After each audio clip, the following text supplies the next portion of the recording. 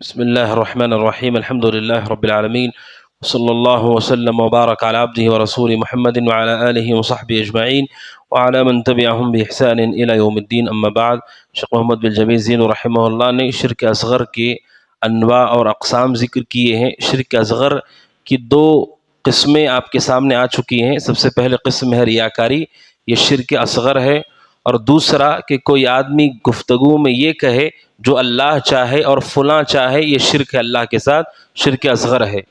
بلکہ یہ کہنا چاہیے جو اللہ چاہے اور پھر فلاں چاہے۔ اور تیسری قسم جو شیخ نے ذکر کی ہے شرک اصغر کی، تیسری مثال ہے وہ یہ ہے کہ کوئی آدمی اللہ سبحانہ و تعالیٰ کے علاوہ کسی اور کی قسم کھائے۔ قسم کیا ہوتی ہے؟ جملے کی تاکید۔ جیسے میں آپ کو خبر دوں کہ فلاں حادثہ ہو گیا، آپ کو اس جملے پہ بھروسہ ہے، اعتماد ہے، مجھے نہیں لگ رہا ہے کہ یقین ہے آپ کو، تو میں کہتا ہوں اللہ کی قسم یہ ہو گیا ہے۔ تو جیسے اللہ کی قسم کھائی جاتی ہے، اس جملے کے اندر تاکید پیدا ہوتی ہے اور سامنے والا شخص اس کا انکار نہیں کر پاتا ہے۔ کیوں؟ کیونکہ وہ اللہ کی تعظیم کرتا ہے۔ اسی لیے ہم کیا کرتے ہیں، کوئی معاملہ بڑا ہو یا پھر ہمیں لگتا ہے کہ سامنے والا اسے نہیں مان رہا ہے، تو ہم وہاں اللہ کی قسم کھاتے ہیں کہ اللہ کی قسم ایسے ہی انہوں نے کہا، اللہ کی قسم ایسے ہی ہوا ہے۔ تو قسم حقیقت میں تعظیم ہے۔ اللہ تعالیٰ کی تعظیم کی وجہ سے انسان اس جملے کو سچ مان لیتا ہے۔ یہ تعظیم صرف اللہ ہی کی جائز ہے۔ اگر کوئی آدمی کہتا ہے میری والدہ کی قسم یا میرے والد کی قسم یا میرے سر کی قسم یا زندگی کی قسم، تو اس نے یہ جو تعظیم اللہ کے لیے ہونا چاہیے تھا، اس نے غیر اللہ کے لیے پھیر دیا، اور یہ اللہ کے ساتھ شرک ہے۔ اس تعظیم کا حقدار صرف اور صرف اللہ ہے، جس کا نام سن کر کے آدمی کو یقین ہو جائے، سامنے والے پہ اعتماد ہو جائے۔ یہ صرف اللہ سبحانہ و تعالیٰ کی شایع نشان ہے۔ اسی لیے شیخ نے تیسری قسم ذکر کی شرک اصغر کی، کہ کوئی آدمی اللہ کے سوا کسی اور کی قسم کھاتا ہے۔ اس کا کیا حکم ہے؟ اگر کوئی آدمی قسم کھا لے، مثال کے طور پر کوئی کہے نبی کی قسم یا ولی کی قسم، تو اس قسم کا کیا حکم ہے؟ کیا یہ شرک اکبر ہے، اس سے انسان اسلام سے خارج ہو جاتا ہے، یا یہ شرک اصغر ہے؟ کب شرک اکبر ہوگا، کب شرک اصغر ہوگا؟ اس کی تفصیل یہ ہے، اگر کوئی آدمی نبی کی قسم کھائے یا ولی کی قسم کھائے یا فرشتے کی قسم کھائے، اس کا عقیدہ یہ ہے کہ یہ لوگ بھی کائنات میں تصرف کرتے ہیں، ان کے پاس بھی نفع نقصان کا اختیار ہے۔ یہ عقیدہ رکھتے ہوئے اگر کوئی قسم کھاتا ہے، اس قسم سے وہ اسلام سے باہر ہو جائے گا۔ اگر کوئی یہ عقیدہ رکھے کہ کوئی انتقال کے بعد بھی نفع نقصان کا مالک ہے، کائنات کا نظام چلاتا ہے، اور پھر وہ غیر اللہ کی قسم کھاتا ہے، تو یہ شرک اکبر ہے۔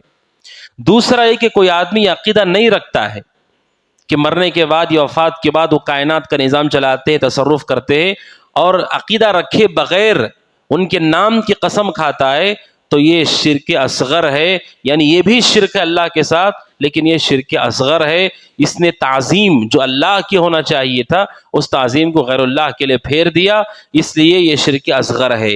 تو ان دو تفصیلات کے ساتھ اسے سمجھا جائے، یہ قسم صرف اللہ سبحانہ وتعالیٰ کی جائز ہے، رسول اکرم صلی اللہ علیہ وسلم سے کہلوایا گیا۔ شیخ نے دلیل ذکر کی سورۃ تغابن کی آیت نمبر 7، قل بلا وربی لتبعثن، اللہ کے نبی آپ کہیے کیوں نہیں، اور میرے رب کی قسم لتبعثن، تمہیں دوبارہ ضرور بھی ضرور اللہ تعالیٰ قبروں سے اٹھائے گا۔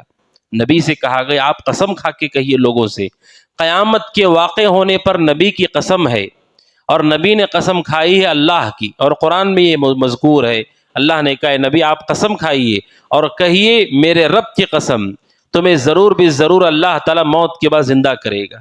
تو قسم رسول اکرم صلی اللہ علیہ وسلم سے کہلوائی گئی، اور وہ بھی صرف اللہ تعالیٰ کی، کسی اور کی قسم نہیں۔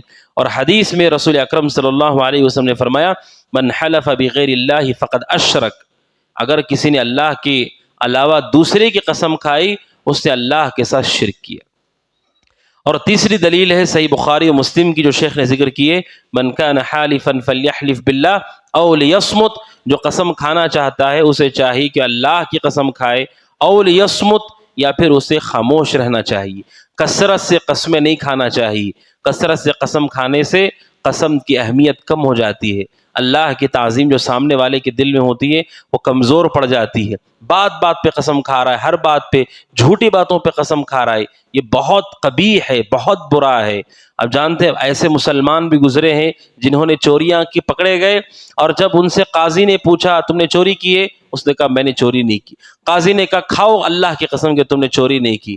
انہوں نے اپنے ہاتھ کٹوا لیے لیکن اللہ کی جھوٹی قسم نہیں کھائی۔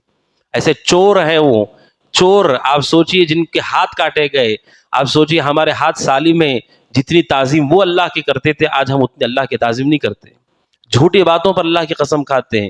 اللہ کی ذات کو جھوٹ کے لیے استعمال کرنا اتنا قبیح ہے، وہ تصور سے بھی باہر ہے کہ کوئی آدمی جھوٹ کے لیے، دنیا کے لیے اللہ جیسی ذات کو اپنے جملے میں استعمال کرے، اور سامنے والا مسلمان دھوکے میں آ جاتا ہے، کیا کہتا ہے اللہ کا نام لے رہا ہے، وہ اسے لگتا ہے شاید یہ سچا ہے۔ یہ بہت برا انجام ہوگا اس کا کہ اللہ سبحانہ و تعالیٰ کی کوئی آدمی قسم کھائے اور اس میں جھوٹ بول رہا ہے۔ اللہ کی قسم کھائے تو سچائی کے ساتھ، جہاں اس کی ضرورت ہو، جہاں اس کی اہمیت ہو، اسی جگہ پر کھانا چاہیے، بار بار نہیں کھانا چاہیے، اس کی اہمیت گھٹ جاتی ہے۔ اور غیر اللہ کی قسم کھائے وہ تو اللہ کے ساتھ شرک ہے، کسی صورت میں وہ جائز نہیں ہے۔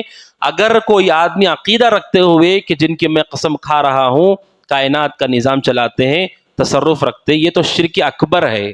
اور اگر کوئی عقیدہ نہ رکھے تب بھی اللہ کے ساتھ شرک ہے، شرک اصغر ہے۔ شیخ نے ذکر کیا اگر کوئی انبیاء اولیاء کی قسم کھائے عقیدہ رکھتے ہوئے تصرف کا تو یہ شرک اکبر ہے، اور اگر کوئی آدمی عقیدہ نہ رکھتے ہوئے کھائے تب بھی اللہ کے ساتھ شرک ہے۔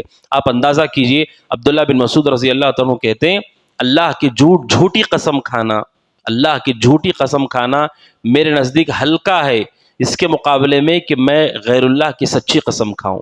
کیا مطلب ہے کہ کوئی آدمی ہے جو غیر اللہ کی قسم کھا رہا ہے، سچی قسم کھا رہا ہے، بالکل سچ بول رہا ہے لیکن قسم نبی کی کھا رہا ہے۔ عبداللہ بن مسعود کہتے ہیں اس سے ہلکا میرے نزدیک یہ ہے کہ کوئی آدمی اللہ کی جھوٹی قسم کھا لے۔ اللہ کی جھوٹی قسم کھانا یہ شرک اکبر نہیں ہے، نہ اصغر ہے، یہ کبیرہ گناہ ہے، اور کبیرہ گناہ ہونے کے باوجود یہ شرک سے چھوٹا درجہ ہے اس کا۔ عبداللہ بن مسعود رضی اللہ تعالیٰ نے اپنے قول سے بتایا کہ شرک اتنا برا ہے کہ کوئی آدمی کبیرہ گناہ کرتا ہے، کبیرہ گناہ اس کے مقابلے میں ہلکا پڑ جاتا ہے۔ لہٰذا کوئی آدمی قسم کھائے وہ صرف اللہ سبحانہ و تعالیٰ کی قسم کھائے، غیر اللہ کی قسم نہ کھائے، اپنے ماں باپ کی، اپنے سر کی، اپنی زندگی کی۔ اور رہی بات اللہ سبحانہ و تعالیٰ کی، اللہ تبارک و تعالیٰ نے قرآن میں کئی چیزوں کی قسمیں کھائی ہے، چونکہ وہ خالق ہے، اور اللہ جن چیزوں کی قسمیں کھاتا ہے ان چیزوں کی اہمیت بتانا مقصد ہوتا ہے، ان کا مقام بتانا مقصد ہوتا ہے۔ جیسے اللہ سبحانہ و تعالیٰ کا والضحیٰ، قسم ہے چاشت کے وقت کی، والعصر، قسم ہے عصر کی، زمانے کی۔ تو جن جن چیزوں کے اللہ نے قسم کھائی ہے اس کی اہمیت بتانا مقصد ہے، لیکن بندے جب بھی قسم کھائیں گے وہ صرف اور صرف اللہ کی قسم کھائیں۔